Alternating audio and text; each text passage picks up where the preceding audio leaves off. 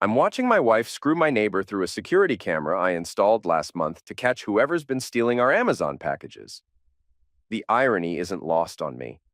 Here I am, Nathan Grayson, software engineer extraordinaire, getting betrayed in 4K resolution with crystal clear audio.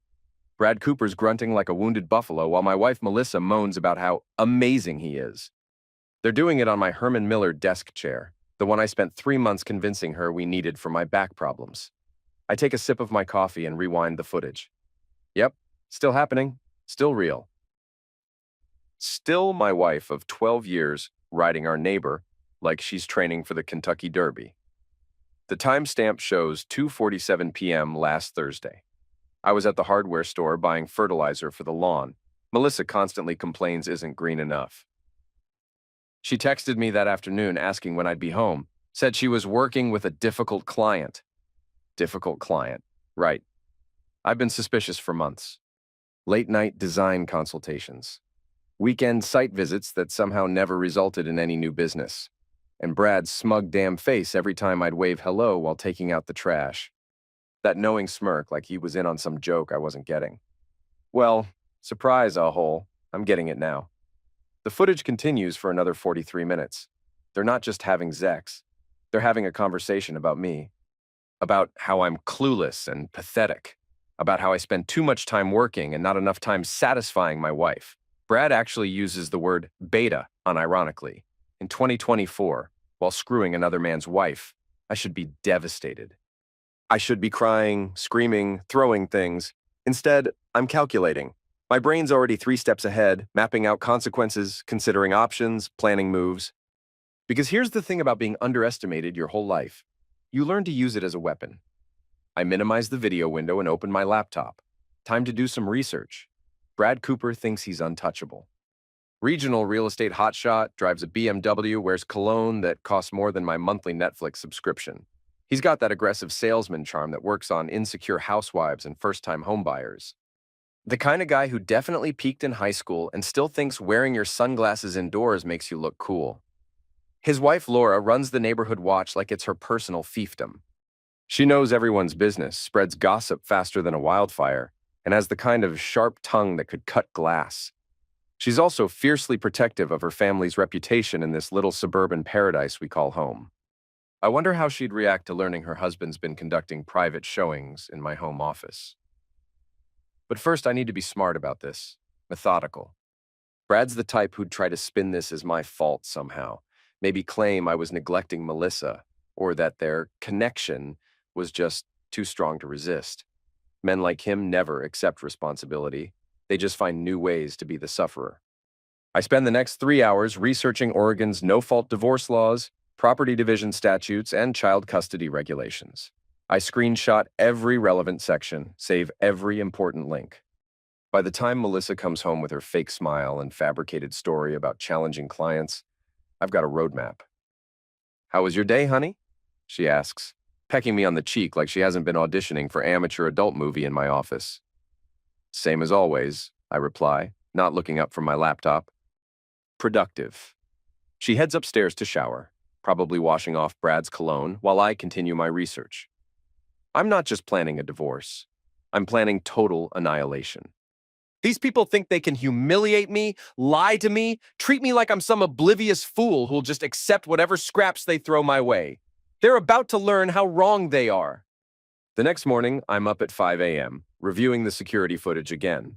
Not because I'm torturing myself, but because I'm looking for details, patterns, weaknesses.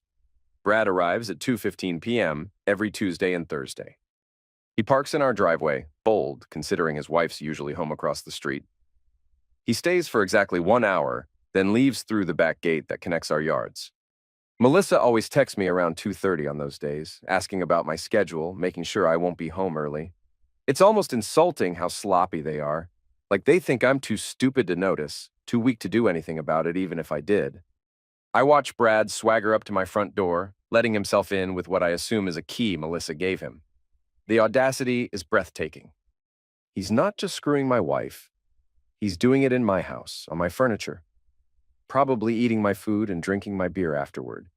But what really gets me is how he acts in public. Yesterday, I was getting the mail when he pulled into his driveway. He rolled down his window and called out, "Hey, Nathan, working hard or hardly working?" Then he laughed like he'd said something clever instead of recycling a joke from 1987. The man is screwing my wife and making small talk about my work schedule. The sheer psychological audacity of it is almost impressive. Almost.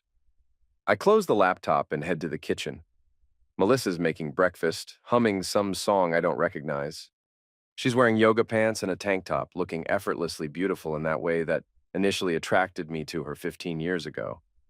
Before the lies, before the manipulation, before she turned our marriage into performance art. "Sleep well?" she asks, sliding a plate of eggs Benedict across the counter. "Like a baby," I reply, taking a bite. It's perfectly prepared, of course. Melissa's always been gifted at keeping up appearances. She sits across from me, scrolling through her phone. "I've got a busy day today. 3 consultations, and then I'm meeting with that new client about the downtown loft project." I nod, making appropriate interested sounds. The downtown loft project is Brad's code name, apparently. I almost admire the creativity. "What about you?" she asks, still not looking up from her phone.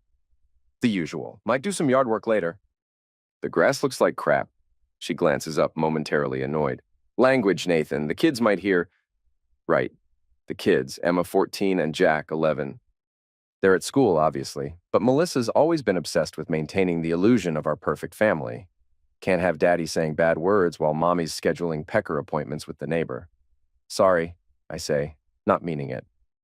"The grass looks like excrement." She rolls her eyes and returns to her phone. "I should be home by 6. Can you handle dinner?" "Sure, I'll order pizza." "Nathan, we talked about this. The kids need proper nutrition, not processed garbage." "Right. I'll make sure the pizza has vegetables on it." She gives me that look, the one that says she's disappointed but not surprised. It's the same look she's been giving me for months, and I finally understand why. She's been comparing me to Brad, finding me lacking, building a case for why she deserves better. The funny thing is, she's probably right. Brad's more aggressive, more traditionally masculine, more willing to take what he wants without asking permission. In her mind, that makes him superior to her boring, predictable husband who actually respects boundaries and commitments.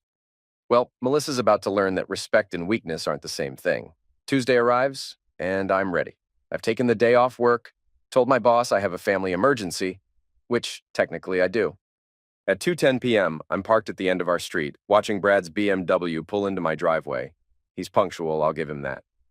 Probably prides himself on being a professional even when he's professionally destroying my marriage. I wait 5 minutes, then drive past the house.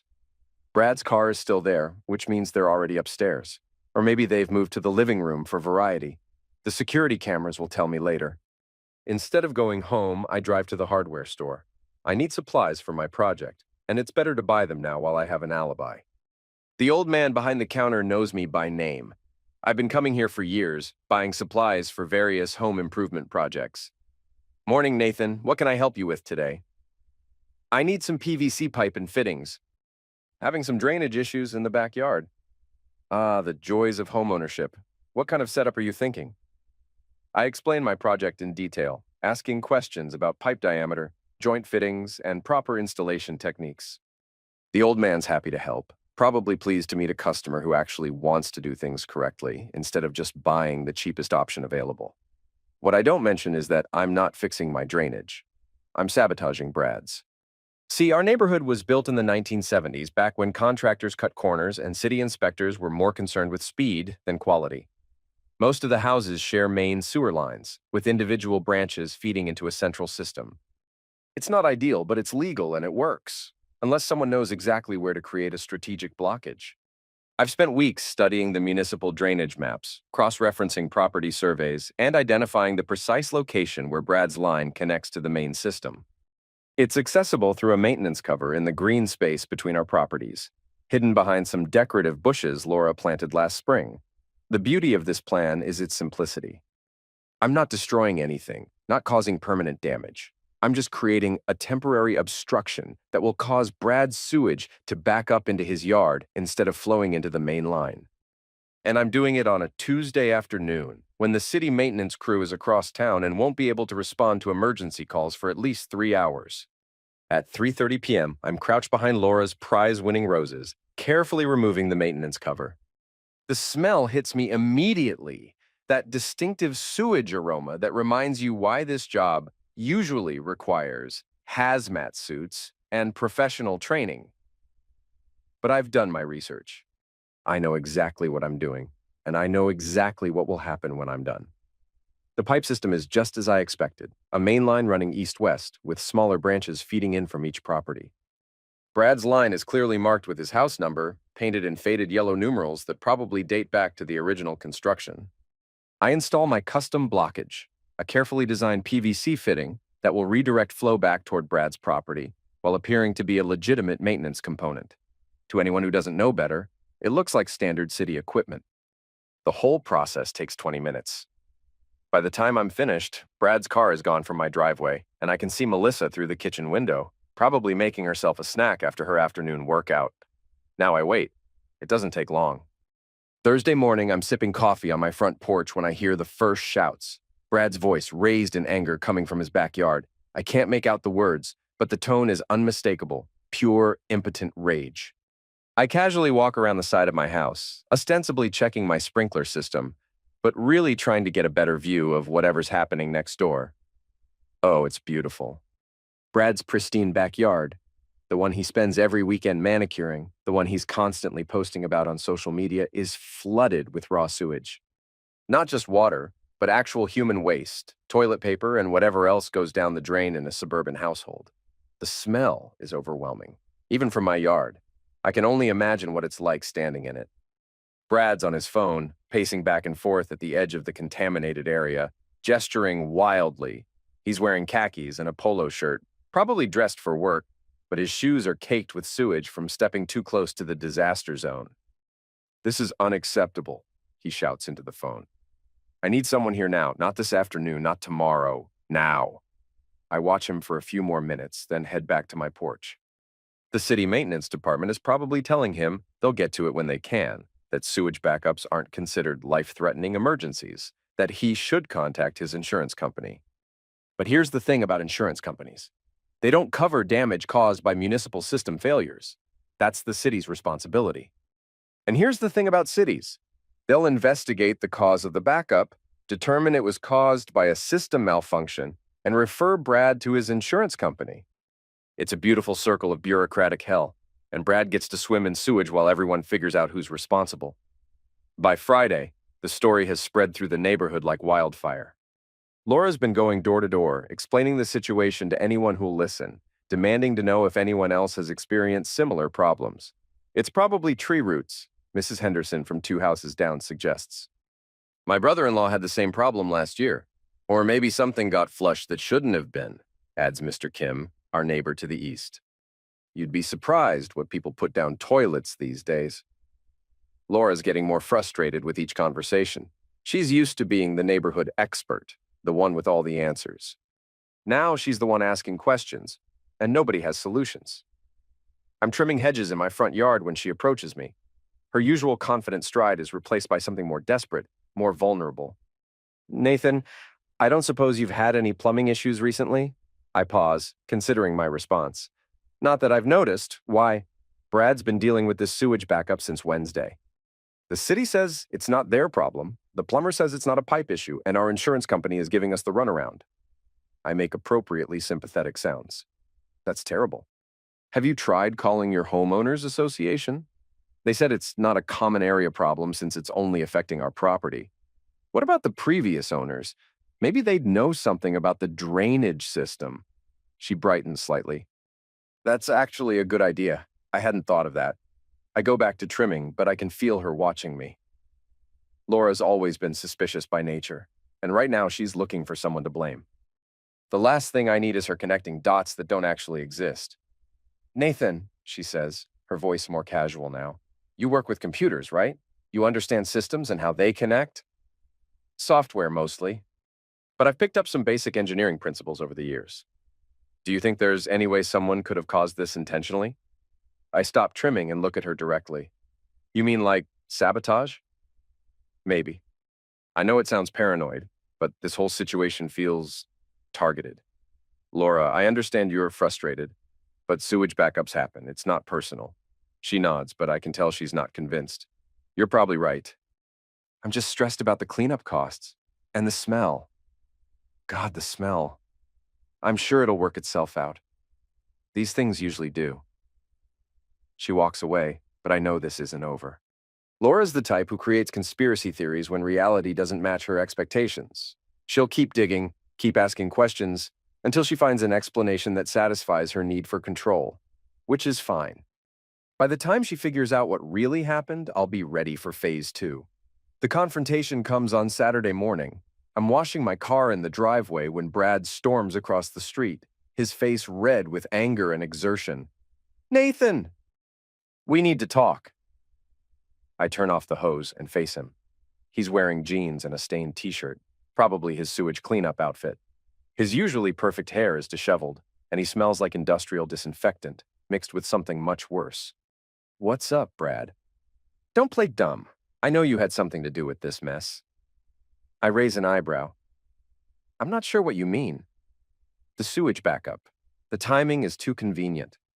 Right after... He pauses, realizing he's about to say something incriminating. Right after what? He steps closer, lowering his voice. You know what? I really don't. Maybe you should explain. For a moment, he looks genuinely confused. Like he can't believe I'm not immediately confessing to whatever he thinks I've done. This is a man who's used to intimidating people through sheer force of personality, and he's discovering that strategy doesn't work on everyone. The drainage problem, he says finally. It's not a coincidence. Brad, are you suggesting I somehow caused your plumbing issues? Because I have to say, that's a pretty serious accusation. I'm not suggesting anything. I'm telling you. Okay. Do you have any proof? He opens his mouth, then closes it. Because of course he doesn't have proof. He has suspicions, maybe some circumstantial evidence, but nothing that would hold up in court or even in casual conversation. Look, I say, trying to sound reasonable. I understand you're under a lot of stress right now. Sewage backups are terrible, and I'm sure the cleanup is expensive. But accusing your neighbors of sabotage isn't going to solve anything. You think you're so smart, don't you? I think I'm a guy washing his car on a Saturday morning who's being yelled at by his neighbor for no apparent reason. Brad stares at me for a long moment, and I can see the wheels turning in his head. He's trying to figure out if I'm genuinely innocent or just a better liar than he expected. This isn't over, he says finally. I hope not. I'd hate for you to keep dealing with plumbing problems. He turns and walks back toward his house, but not before giving me one last threatening look. It's the kind of look that's supposed to make me nervous, supposed to make me back down and admit guilt. Instead, I smile and wave. Let me know if you need anything, neighbor. That evening, Melissa and I are having dinner when she brings up the conversation she had with Laura earlier. She thinks someone might have sabotaged their plumbing, Melissa says, twirling pasta around her fork. Can you imagine? Who would do something like that? People get paranoid when they're stressed, I reply. It's easier to blame someone else than accept that bad things just happen sometimes. Still, it's a pretty specific accusation. Laura's not usually the conspiracy type. Maybe she's been watching too many crime documentaries. Melissa laughs. You're probably right. Though I have to admit, the timing is weird. Right after Brad started being so friendly with everyone on the street. I look up from my plate. Friendly how? Oh, you know. Waving hello, asking about the kids, offering to help with yard work. Very neighborly. That's nice of him. I thought so too. It's refreshing to have neighbors who actually care about building community. I nod, returning to my dinner. Melissa has no idea that Brad's sudden friendliness is part of his strategy to appear more integrated into the neighborhood, probably so his frequent visits to our house seem less suspicious. But she will know, soon. Nathan, she says, her tone shifting to something more serious. I need to tell you something. My heart rate increases, but I keep my expression neutral. What's that? I've been thinking about us, about our marriage. Here it comes. The conversation where she explains that she's been unhappy, that she needs space, that she's found someone who understands her better. The conversation where she tries to make her betrayal sound like personal growth. I know I haven't been the best wife lately, she continues. I've been distracted, focused on work, not giving you and the kids the attention you deserve. This is not the conversation I expected. I want to do better, she says. I want us to be better. Maybe we could plan a weekend away. Just the two of us. Reconnect? I stare at her, trying to process what I'm hearing.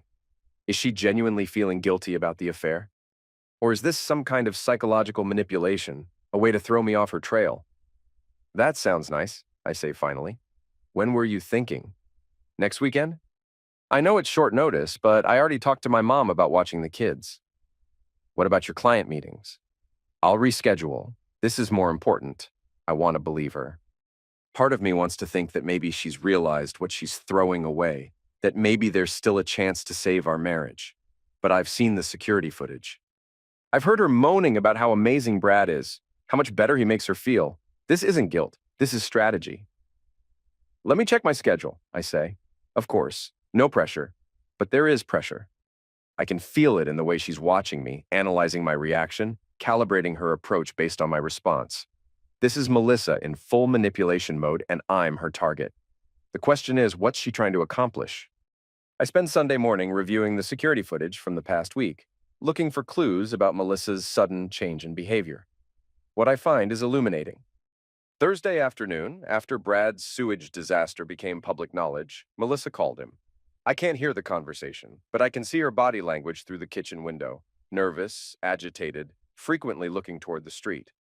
Friday evening, she had another call. This time she went upstairs to the bedroom, closing the door behind her. When she came back down 20 minutes later, she looked like she'd been crying. And Saturday, right after Brad's confrontation with me, she spent an hour on the phone with someone, not Brad. I checked, and his phone was turned off while he dealt with the plumbing contractor. Someone else, a lawyer, maybe, or a therapist, or perhaps a friend who's been helping her navigate this whole situation. The weekend getaway isn't about reconnecting. It's about buying time, creating distance, maybe even setting up some kind of alibi. Melissa's not trying to save our marriage. She's trying to save herself, which means she knows I know. The question is, how much does she know that I know? Monday morning, I'm pretending to work while actually monitoring the neighborhood through my office window. Brad's house is quiet. No contractors, no activity, just the lingering smell of industrial disinfectant that seems to follow him everywhere now.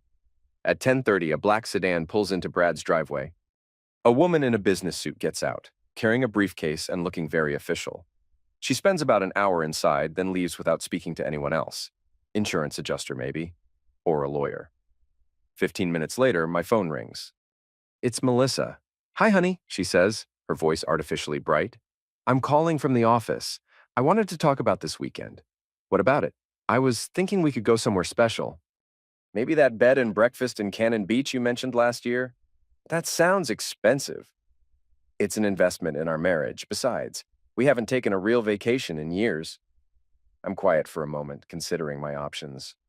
I could agree to the trip, use it as an opportunity to confront her about the affair. Or I could decline, force her to find another way to buy time. Actually, I say, I'm not sure this weekend is going to work. Why not? I've got a big project deadline. My boss is breathing down my neck. Can't you push it back? This is important, Nathan. So is my job. Especially if we're going to be spending money on expensive weekend getaways. There's a pause. Are you having second thoughts about us? I'm having second thoughts about spending money we don't have on a trip we don't need. It's not about the money. It's about showing that our marriage is a priority. Our marriage has been a priority for 12 years. I don't think one weekend is going to make or break anything. Another pause, longer this time. Nathan, is something wrong? You sound different.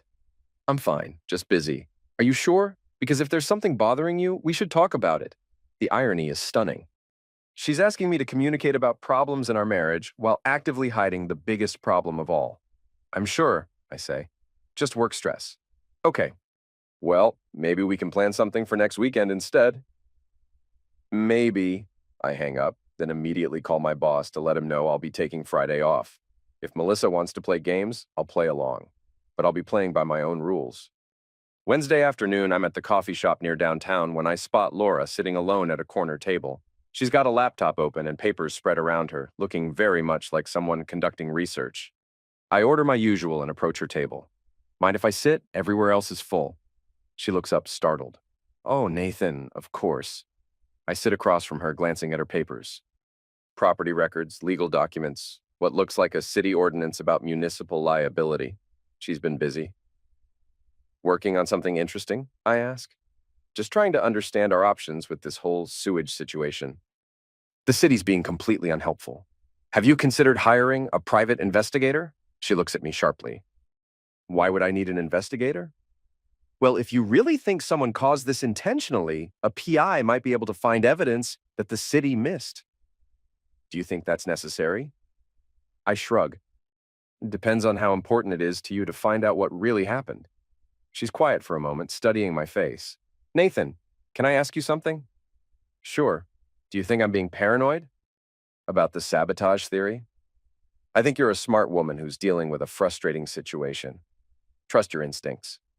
My instincts tell me this wasn't an accident. Then maybe you should listen to them. I finish my coffee and stand up. Good luck with your research, Laura. I hope you find the answers you're looking for. As I walk away, I can feel her watching me. I've planted seeds of suspicion, encouraged her to dig deeper, validated her conspiracy theories. By the time she figures out what really happened, I'll be ready for her. And more importantly, I'll be ready for Brad. Thursday is the day everything changes.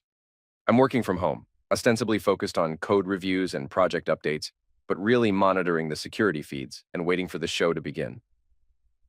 At 2:15 p.m., right on schedule, Brad's BMW pulls into my driveway. He's nothing if not punctual, even in the middle of a sewage crisis. But today is different. Today, I'm ready. I wait until he's inside, then quietly exit through the back door. The spare key is hidden exactly where I expected it to be, under the fake rock beside the back porch that Melissa thinks is clever camouflage. I slip inside through the kitchen, moving carefully toward the stairs. I can hear them already, the familiar soundtrack of betrayal echoing from my home office, but I'm not here to confront them. Not yet. I set up my laptop in the living room, angle it so the camera captures the staircase, and start recording. Then I take out my phone and call the police. 911, what's your emergency? I'd like to report a break-in, I say, keeping my voice low. Someone's in my house. Are you in the house now, sir? Yes, I'm hiding in the living room. I can hear them upstairs. We're sending officers to your location. Stay on the line and try to remain hidden. I think there might be 2 of them. I can hear voices. Do not confront them. Stay where you are until officers arrive. I hang up and check my watch. Police response time in our neighborhood is typically 8 to 12 minutes. Brad and Melissa usually take about an hour for their sessions. This is going to be perfect. The police arrive in exactly 9 minutes. I hear the cars first, then voices in the front yard, then a firm knock on the door. Police, open up. I answer the door, looking appropriately shaken. Thank God you're here. They're still upstairs. How many suspects? 2, I think, a man and a woman. Are they armed? I don't know. I didn't want to get close enough to find out. The officers take positions, one heading upstairs while the other stays with me. I can hear footsteps above, then shouting, then the kind of silence that means someone's been caught doing something they shouldn't be doing. Nathan? Melissa's voice, confused and panicked. What's going on? Ma'am, I need you to get dressed and come downstairs, the officer says. Now. There's been a misunderstanding, Brad's voice, trying to sound authoritative. I'm a neighbor. I was just... Sir, I need you to put your hands where I can see them. 5 minutes later, both of them are sitting in my living room, partially dressed and completely humiliated. Melissa's crying, trying to explain that this is all a mistake, that she lives here, that she's my wife. Is this your wife, sir? The officer asks me. Yes, she is. And this man? That's Brad Cooper. He lives across the street. The officer looks at Brad. Do you have permission to be in this house? It's complicated, Brad says. It's really not, I reply. I came home and found them here. I didn't give anyone permission to be in my house. Ma'am, the officer says to Melissa, do you live at this address? Yes, but then you have a legal right to be here. Sir, he turns to Brad, you'll need to explain why you're here. Brad looks at Melissa, then at me, then back at the officer. I was visiting Mrs. Grayson. For what purpose? Personal reasons. Are you having an affair with this man's wife? The question hangs in the air like smoke. Brad's face goes red. Melissa starts crying harder, and I maintain my expression of shocked betrayal. I don't think that's relevant to the current situation, Brad says finally. Actually, it is, the officer replies. Because if you're here without the homeowner's permission, that's criminal trespass. And if you're here to commit infidelity, that changes the context of the situation. Infidelity isn't a crime in Oregon, Brad says, showing he's done his research. No, but trespassing is. And so is breaking and entering if you used a key that wasn't given to you by the homeowner. All eyes turn to me. Did you give Mr. Cooper permission to be in your house? No, I did not. Did you give him a key to your house? No. Ma'am, did you give Mr. Cooper a key to your house? Melissa's sobbing now, unable to answer, which is an answer in itself. I think we need to sort this out at the station, the officer says. Mr. Cooper, you're under arrest for criminal trespass. The next 2 hours are a blur of phone calls, paperwork, and explanations. Brad's been taken to the county jail, Melissa's at her sister's house, and I'm alone in my house for the first time in months. I pour myself a whiskey and sit on the couch, reviewing the day's events. The police report will be a matter of public record. The arrest will be in the local newspaper. Laura will hear about it within hours, and the whole neighborhood will know the details by tomorrow. Brad Cooper, respected real estate agent and pillar of the community, arrested for trespassing while having an affair with his neighbor's wife. It's better than I could have hoped for. My phone rings. It's Melissa. Nathan, we need to talk. I think we're past talking. Please, let me explain. What's to explain? You've been screwing our neighbor in our house while I was at work, while our kids were at school. You gave him a key to our house. It's not what you think. It's exactly what I think. The police report is pretty clear about what they found. I made a mistake. You made dozens of mistakes over months. This wasn't a one-time thing, Melissa. This was a pattern. I know you're angry. I'm not angry. I'm done. What does that mean? It means I'm filing for divorce tomorrow. Nathan, please. Think about the kids. I'm thinking about the kids. I'm thinking about how they'd feel if they knew their mother was cheating on their father with the neighbor. I'm thinking about how they'd feel if they knew their mother gave a stranger a key to their house. He's not a stranger. He's the man who's been screwing you in the room where I work every day, in the chair where I sit every morning, on the desk where I keep pictures of our family. Silence. I'll be staying at my sister's tonight, she says finally. We can talk more when you've calmed down. I am calm, and there's nothing more to talk about. I hang up and pour another whiskey. Outside, I can see lights on in Brad's house. Laura's probably trying to process what happened, trying to figure out how her husband ended up in jail for trespassing while having an affair. Tomorrow, the real work begins. I spend Friday morning at the lawyer's office, filing divorce papers and discussing strategy. Oregon's no-fault divorce laws mean I don't have to prove Melissa's infidelity, but the criminal trespass charges against Brad create an interesting wrinkle. The fact that your wife gave another man unauthorized access to your home creates a strong case for claiming she violated the marital trust, my lawyer explains. It's not just infidelity, it's a breach of security that endangered your family. What about custody? With Brad's arrest and your wife's demonstrated poor judgment, you're in a strong position to request primary custody. Judges don't like parents who put their children at risk. And the house, since it's marital property, normally you'd split the proceeds. But given the circumstances, we might be able to argue for a more favorable division. I sign the papers and head home, where I find Melissa's car in the driveway. She's sitting on the front porch, looking like she hasn't slept. We need to talk, she says. My lawyer says we shouldn't communicate directly. All contact should go through our attorneys. Nathan, please, don't let it end like this. You ended it when you gave Brad a key to our house. I made a mistake. People make mistakes. People make mistakes. They don't make methodical, calculated decisions to betray their families for months. She stands up, moving closer. I know you're hurt. I know you're angry. But we can work through this. Work through what? The lying? The sneaking around? The fact that you brought another man into our home while our children were at school? I never meant for it to go this far. How far did you mean for it to go? She doesn't answer, which is answer enough. I want you to move out, I say. Today, This is my house too. It's our house, but you made it his house when you gave him a key. Now it's just my house. You can't make me leave. I can't. But I can make staying here extremely uncomfortable for you. What does that mean? It means I've changed the locks. It means I've canceled your credit cards. It means I've informed the school that you're not authorized to pick up the kids without my permission. Her face goes pale. You can't do that. I can, and I have.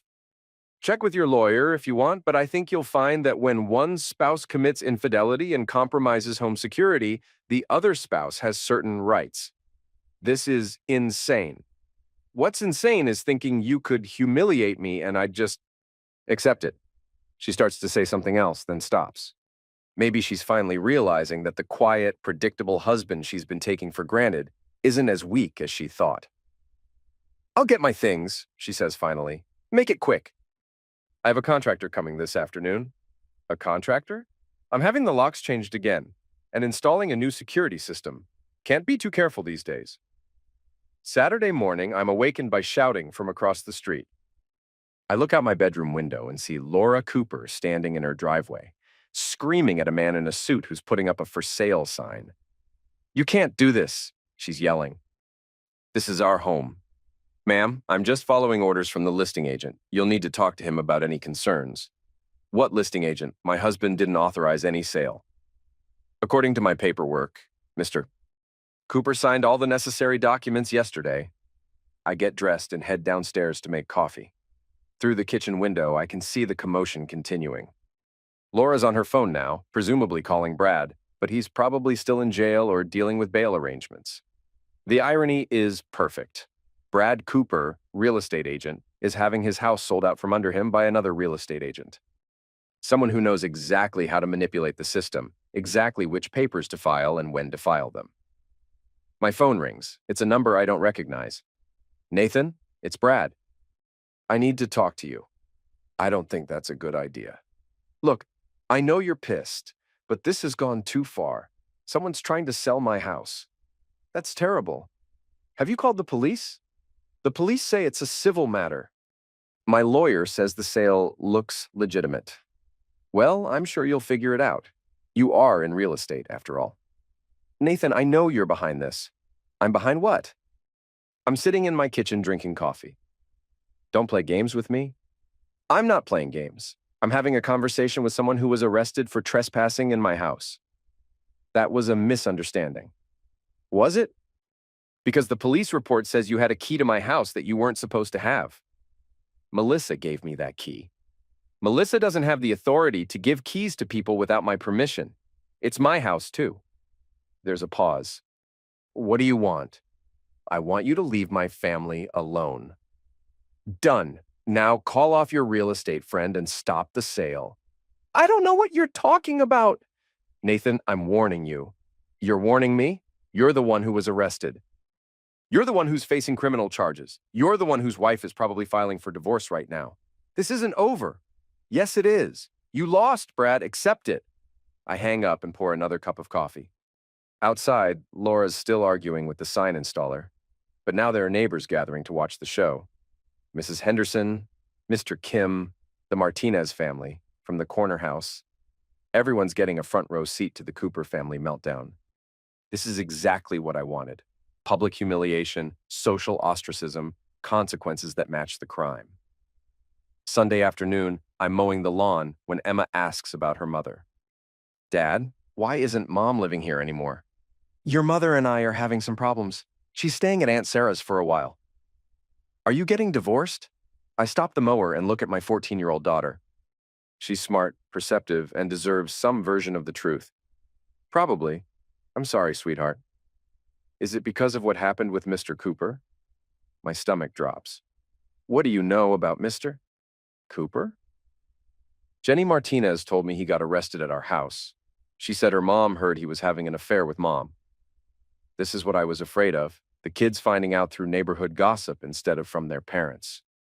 Emma, I need you to understand something. What happened between your mother and Mr. Cooper was wrong, but it doesn't mean your mother doesn't love you and Jack. But she chose him over us. She made a bad decision. That doesn't mean she doesn't love you. Do you still love her? I consider the question carefully. I love the person she used to be. I love the mother she is to you and Jack. But I can't be married to someone who lies to me and breaks our family's trust. Are we going to have to move? No, this is your home. Nothing's going to change that. What about college? If you and Mom get divorced, will there be enough money? There will be enough money, I promise. She nods, but I can see she's processing a lot of complex emotions. Her world has been turned upside down, and it's going to take time for her to adjust. Dad? Yeah? I'm glad you found out. It wasn't fair what they were doing to you. That night, after the kids are in bed, I sit on the back porch with a beer and think about Emma's words. She's right, it wasn't fair. But fairness isn't really the point anymore. The point is consequences, and Brad Cooper hasn't faced nearly enough consequences yet. Monday morning brings news that makes my coffee taste even better. The local newspaper's police blotter section includes a brief mention of Brad's arrest, listing his name, address, and charges. By noon, it's been shared on 3 different neighborhood social media groups. The comments are brutal. Always thought there was something off about that guy. His poor wife. I wonder if she knew. Explains why he was always so eager to help with yard work around the neighborhood. Anyone know which house he was arrested at? The Grayson place. Heard he was having an affair with the wife. That's so gross. In someone else's house while their kids could have come home. Each comment is a small victory, a tiny piece of the social destruction I've been orchestrating. Brad's reputation is crumbling in real time, and there's nothing he can do to stop it. Around 2 p.m., I get a text from an unknown number. We need to meet. B. I ignore it. 20 minutes later, another text. I know what you did to my plumbing. I'm tempted to respond, but I stick to my plan. Let him sweat. At 3:30, my phone rings. Brad again. Nathan, I know you're there. Pick up the damn phone. I let it go to voicemail. The voicemail is 3 minutes of threats, accusations, and increasingly desperate pleas for me to call off whatever I'm doing to him. It's the sound of a man losing control, and I save it for future reference. That evening, I'm grilling dinner when I see Brad's BMW pull into his driveway. He's been gone for 2 days, probably staying in a hotel or with friends. Laura's car isn't there, which means she's either left him or is staying somewhere else too. He gets out of his car slowly, looking around the neighborhood like he's expecting an ambush. When he sees me on my deck, he stops and stares. I raise my beer bottle in a mock toast. Welcome home, neighbor. He flips me off and storms into his house. 10 minutes later, he's back outside, this time with a crowbar. He's attacking the for sale sign in his front yard, trying to pry it out of the ground. You can't do this, he shouts, loud enough for the whole neighborhood to hear. This is my house. Mrs. Henderson comes out to see what's happening. Then Mr. Kim, then the Martinez family. Within minutes, half the block is watching Brad Cooper have a public meltdown in his front yard. Someone call the police! He yells, this is fraud, this is theft. But nobody calls the police. They just watch, some recording with their phones, as the man who used to be the neighborhood's golden boy destroys his own property in a fit of rage. When he finally gives up and goes back inside, I hear scattered applause from the gathered crowd. The show is better than I expected. Tuesday brings the culmination of my sewage strategy. I'm working from home when I hear the city maintenance truck pull up to the green space between our properties. 2 workers in hazmat suits emerge and begin investigating the drainage system. They spend about an hour examining pipes, checking flow rates, and taking photographs. Then they discover my custom blockage. Well, there's your problem, I hear one of them say. Someone installed an unauthorized diverter valve. Is it connected to the main line? Yep. It's been redirecting flow from the main line back toward the Cooper property. That's not standard equipment. Definitely not. This is custom work. Someone knew exactly what they were doing. They remove my blockage, and within an hour, Brad's backyard drainage returns to normal. The sewage smell dissipates, the standing water recedes, and his lawn begins to look like it might eventually recover. But the damage is done. Brad spent 5 days dealing with sewage backup, missed work, paid for emergency plumbing services, and filed insurance claims that will probably be denied. Most importantly, he's been forced to deal with crisis management instead of damage control for his affair and arrest. Around 4 p.m., I see a police car pull up to Brad's house. 2 officers get out and knock on his door. They're inside for about 20 minutes, then leave without arresting anyone. My phone rings immediately. They found your little drainage project, Brad says without preamble. I'm sorry to hear about your plumbing issues. Cut the crap, Nathan. The city workers said someone installed a custom diverter valve. That's not something you buy at Home Depot. Sounds like someone really had it out for you. We both know who that someone is. Do we? Because I can't imagine why anyone would want to sabotage your plumbing. You're such a well-liked member of the community. I told the police it was you. And what did they say? Silence. Let me guess, I continue. They said you'd need proof. Evidence. Something more than just suspicion and anger. This isn't over. Actually, it is. Your affair with my wife is over. Your friendship with my family is over. Your reputation in this neighborhood is over. The only thing left is for you to figure out how to move on. I'll destroy you. With what? You're facing criminal charges. Your wife's probably filing for divorce. Your house is being sold. Your business reputation is ruined. What exactly are you going to destroy me with? I'll tell everyone what you did. Tell them what? That you think I sabotaged your plumbing? Go ahead, tell them. See how much sympathy you get from people who know you were arrested for trespassing while having an affair. You're a psychopath. I'm a man who got tired of being disrespected in his own home. The difference is, I actually did something about it. Wednesday morning, I'm reading the paper when I notice a small item in the legal notices section. Cooper versus Cooper, divorce proceedings scheduled for next month. Laura's filing for divorce. The sewage backup was just the beginning. Finding out about the affair was the end.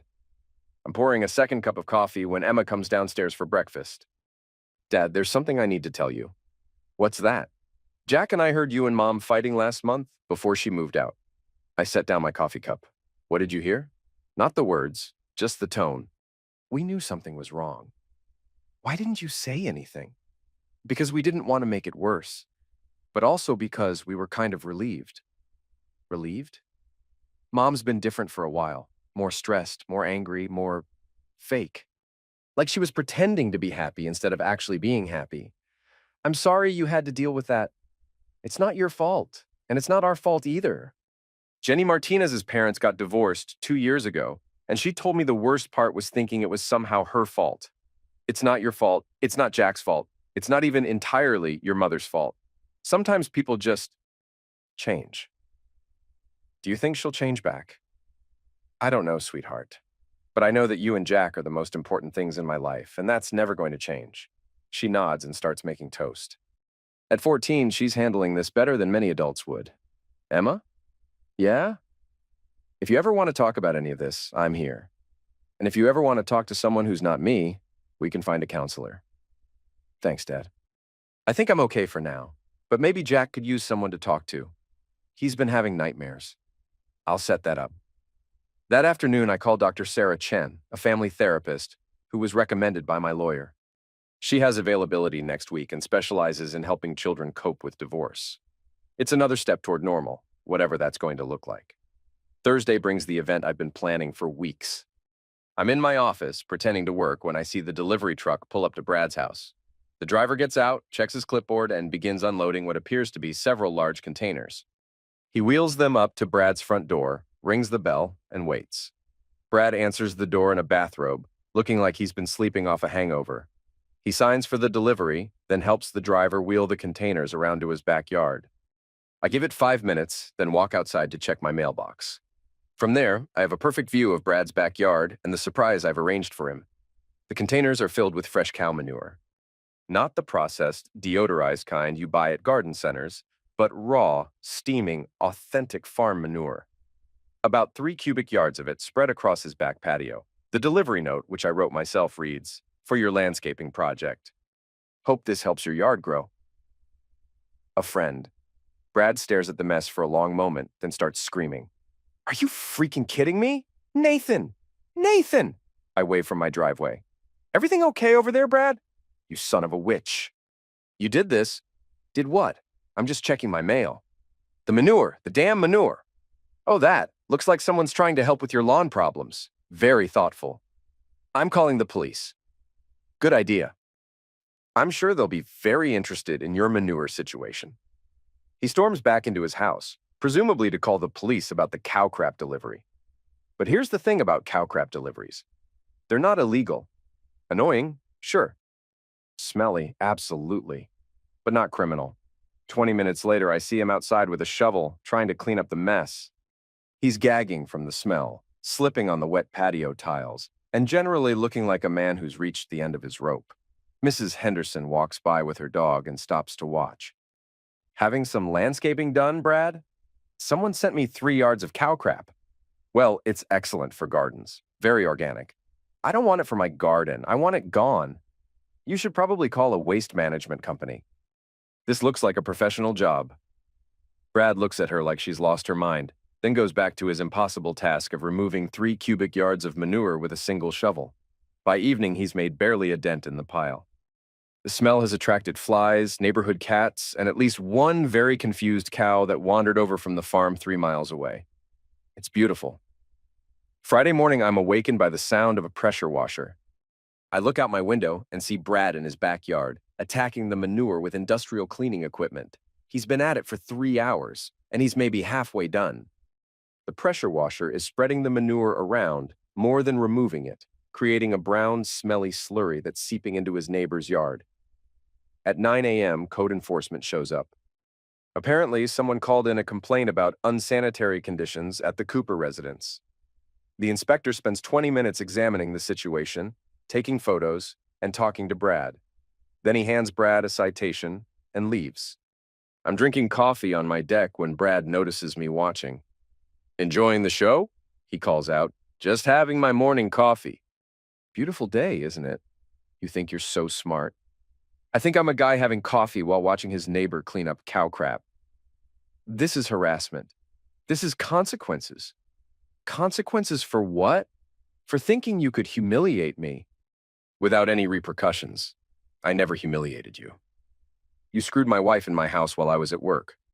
You used a key she gave you without my permission. You made jokes about me to my neighbors. You treated me like I was too stupid to notice what was happening. That's between me and Melissa. No, it's not.